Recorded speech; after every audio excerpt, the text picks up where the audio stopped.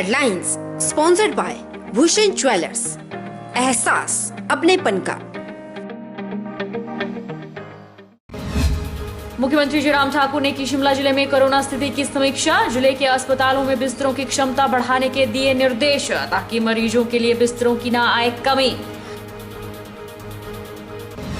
सोलन में बाल मजदूरी करवाते पकड़ा गया दुकानदार। चाइल्ड लाइन ने रेस्क्यू किए 2 बच्चे।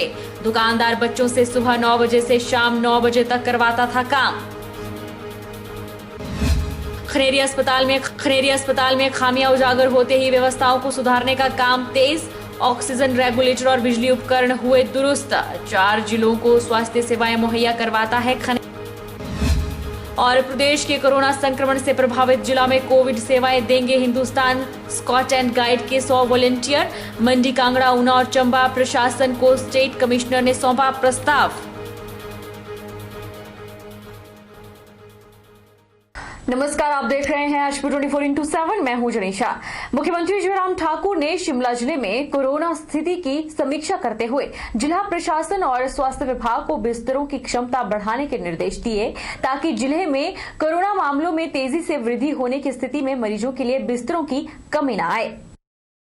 मुख्यमंत्री जयराम ठाकुर ने कहा कि बाहरी राज्यों से जिले में आने वाले सभी लोग ऑनलाइन पोर्टल के माध्यम से अधिकारियों को इसकी जानकारी दें। जैसे ही कोई व्यक्ति बाहरी राज्यों से प्रदेश में आता है तो इसकी जानकारी क्षेत्रों के आशा कार्यकर्ताओं और स्वास्थ्य कार्यकर्ताओं से भी साझा करें ताकि होम क्वारंटीन नियमों का प्रभावशाली तरीके से पालन किया जा सके। जयराम ठाकुर ने कहा कि जिले में बिस्तरों की क्षमता बढ़ाने के प्रयास किए जाने चाहिए। उन्होंने कहा कि आईजीएमसी की नई ओपीडी में चरणबद्ध तरीके से 300 अतिरिक्त बिस्तरों की क्षमता का निर्माण किया जाएगा। आयुर्वेदिक अस्पताल छोटा शिमला में 50 अतिरिक्त बिस्तरों, नागरिक अस्पताल जुंगा में 50 अतिरिक्त बिस्तरों और टूटीकंडी पार्किंग में 100 बिस्तरों की अतिरिक्त क्षमता उपलब्ध करवाई जाएगी। रोहड़ू, रामपुर, बुशहर के खनेरी और ठियोग नागरिक अस्पतालों की बिस्तरों को क्षमता को बढ़ाने के प्रयास किए जाने चाहिए। उन्होंने कहा कि सेना के अधिकारियों से शिमला में सेना अस्पताल के उपयोग की अनुमति से संबंधित मामला भी उठाया जाएगा। और आज हम अगर शिमला पे बैठे हैं तो हम शिमला में भी सारी चीजों को जो आप लोगों ने सुना ऑनलाइन, आप लोग हमारे साथ कनेक्टेड थे, चाहे वो हमारे ओपीडी ब्लॉक हमारा आईजीएमसी शिमला का बन रहा है, लगभग 300 बेड की कैपेसिटी वहां पर करेंगे, लेकिन फेज मैनर में करेंगे। उसको जो हमारी जरूरत पड़ती जाएगी उसके मुताबिक करते जाएंगे, लेकिन काम शुरू कर देंगे। और उसी तरह से हमने ये भी तय किया कि जो शिमला का जो आयुर्वेदिक हॉस्पिटल है हमारा, उसमें 50 बेड की कैपेसिटी है, उसको भी हम डेडिकेट करें कोविड ट्रीटमेंट के लिए। और उसी के साथ हमारे शिमला के साथ एडजॉइनिंग जो जुंगा का जो हमारा सिविल हॉस्पिटल है, वहां पर भी 50 बेड की कैपेसिटी निकालेंगे ताकि कोविड के लिए अगर वहां के लोगों को ट्रीटमेंट करने के लिए एडमिट करना पड़े तो जुंगा हॉस्पिटल में उस सुविधा को हम दे सके। उसके अतिरिक्त और चीज हमने एक और ढूंढने की कोशिश की है, जो हमारा टूटीकंडी जो पार्किंग हमने बनाई है बड़ी, उस पार्किंग के ऊपर वाला फ्लोर में भी एक स्कोप और निकाल रहे हैं वहां पर जो फर्निश्ड है, और वहां पर सारी चीजों को लेकर के आज ही डिप्टी कमिश्नर वहां पर विजिट करेंगे और विजिट करके वहां पर रिपोर्ट देंगे उनको। और जो जानकारी मिली है 70 से 100 बेड की कैपेसिटी वहां पर भी की जा सकती है। बाल मजदूरी कानूनी अपराध है, लेकिन कुछ लोभी दुकानदार पैसे बचाने के चक्कर में बाल मजदूरी करवाने से भी गुरेज नहीं करते हैं। ऐसा ही मामला सोलन के गंज बाजार में सामने आया, जहां एक किराने की दुकान में 2 बाल मजदूरों को बाल कल्याण समिति, श्रम विभाग, पुलिस द्वारा संयुक्त रूप से रेस्क्यू किया गया और आगामी कार्रवाई जारी है। सोलन के गंज बाजार स्थित एक करियाने की दुकान में 2 बच्चों से बाल मजदूरी करवाने का मामला सामने आया है। संबंधित विभाग द्वारा बच्चों को रेस्क्यू किया गया और बच्चों का मेडिकल करवाया जा रहा है। बहरहाल बच्चों के परिजनों के आने के बाद ही इनकी सही आयु का पता लग जाएगा। बाल कल्याण समिति की चेयरपर्सन विजय लामा ने बताया कि आज सुबह ही उन्हें कंप्लेंट आई थी, जिसके बाद संबंधित विभागों ने त्वरित कार्रवाई की और बच्चों को रेस्क्यू किया। उन्होंने कहा कि प्रथम दृष्टि में बच्चों की आयु 14 वर्ष से कम लग रही है। उन्होंने कहा कि पूरे डॉक्यूमेंट मिलने के बाद ही आगामी कार्रवाई अमल में लाई जाएगी। विजय लांबा ने कहा कि दुकानदार के पास बच्चों का कोई रिकॉर्ड नहीं पाया गया है और संबंधित दुकानदार पर उचित कार्रवाई की जाएगी।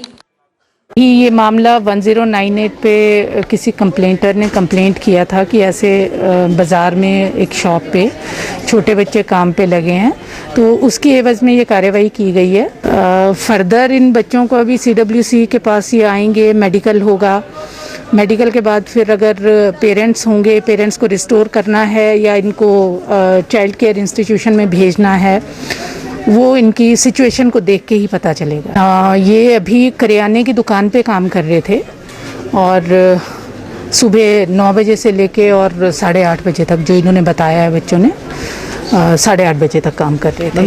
नहीं, अभी तो इन्होंने यही कहा है कि 1 हफ्ता पहले बच्चे आए थे और फादर ने कोई भी इनके पास डॉक्यूमेंट्स नहीं रखवाए हैं और ना ही इनके पास कोई इस तरह का रजिस्टर मेंटेन्ड है कि ये बच्चे कब से यहाँ पे मतलब अपना काम कर रहे हैं। तो क्या मैम ये पुलिस को इन्होंने सूचित किया या विभाग को? नहीं, किसी को भी सूचित नहीं किया गया था।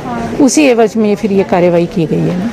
हिमाचल प्रदेश के स्वास्थ्य एवं परिवार कल्याण विभाग के सचिव अमिताभ अवस्थी ने ड्रग ऑफिस बद्दी में बैठक के दौरान कहा कि प्रदेश सरकार सभी स्तरों पर ऑक्सीजन आपूर्ति और मांग का अनुश्रवण समीक्षा कर रही है। उन्होंने कहा कि राज्य सरकार ने उद्योग जगत से आग्रह किया है कि ऑक्सीजन की उद्योग आधारित खपत को न्यून रखा जाए और इसे आवश्यकता पड़ने पर रोगियों को दी जाने वाली ऑक्सीजन में बदला जाए ताकि बहुमूल्य मानवीय जीवन की कम से कम क्षति हो। हिमाचल प्रदेश के स्वास्थ्य एवं परिवार कल्याण विभाग के सचिव अमिताभ अवस्थी ने कहा कि कोरोना वायरस संक्रमण के बढ़ते मामलों के दृष्टिगत प्रदेश सरकार विभिन्न स्तरों पर व्यवस्थाओं को और सुदृढ़ कर रही है। यह सुनिश्चित बना रही है कि प्रदेश में कोविड मामलों की वृद्धि को रोकने के साथ साथ कोरोना पॉजिटिव रोगियों को बेहतर स्वास्थ्य सुविधाएं उपलब्ध करवाई जाए। अमिताभ अवस्थी सोलन जिला के नालागढ़ उपमंडल के बद्दी में ऑक्सीजन उत्पादों एवं वितरकों के साथ आयोजित एक बैठक की अध्यक्षता कर रहे थे। स्वास्थ्य सचिव ने कहा कि वर्तमान में हिमाचल प्रदेश में ऑक्सीजन की आपूर्ति मांग से अधिक है। आने वाले समय में अगर कोरोना रोगियों की संख्या में और वृद्धि होती है तो ऑक्सीजन की मांग में भी बढ़ोतरी होगी। स्वास्थ्य सचिव ने कहा कि प्रदेश सरकार कोरोना नियम पालन के साथ साथ यह सुनिश्चित करने का प्रयास भी कर रही है कि किसी भी श्रमिक या अन्य व्यक्ति को परेशानी का सामना न करना पड़े। तरह से केसेस बढ़ रहे हैं और लोग अस्पतालों में ज़्यादा दाखिल होने के लिए आ रहे हैं, तो ऑक्सीजन एक बहुत महत्वपूर्ण कंपोनेंट बन जाता है। ये सुनिश्चित करने के लिए कि प्रदेश में किसी प्रकार की कोई कमी ना आए, ऑक्सीजन हर एक पेशेंट को सफिशिएंट क्वांटिटी में अवेलेबल हो, तो आज बद्दी आने का मकसद ये था कि यहाँ पर जितने लोग, चाहे वो मैन्युफैक्चर करते हैं, चाहे वो इसमें डील करते हैं, उन सब लोगों से बात की जाए और ये सुनिश्चित किया जाए कि प्रदेश में कोविड महामारी के दौरान पेशेंट्स के लिए ऑक्सीजन की किसी प्रकार की कमी ना हो। इस समय प्रदेश सरकारों को सुनिश्चित करना है कि जो हमारे मज़दूर भाई हैं, जो इंडस्ट्रियल वर्कर्स हैं, जो गरीब लोग हैं, उनकी रोज़ी रोटी पे भी किसी प्रकार का असर ना पड़े।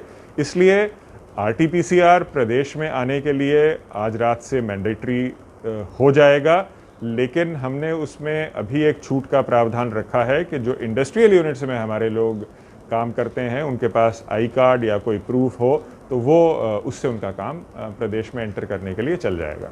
रुकेंगे एक छोटे से ब्रेक के लिए, ब्रेक के उस पार फौरन लौटेंगे।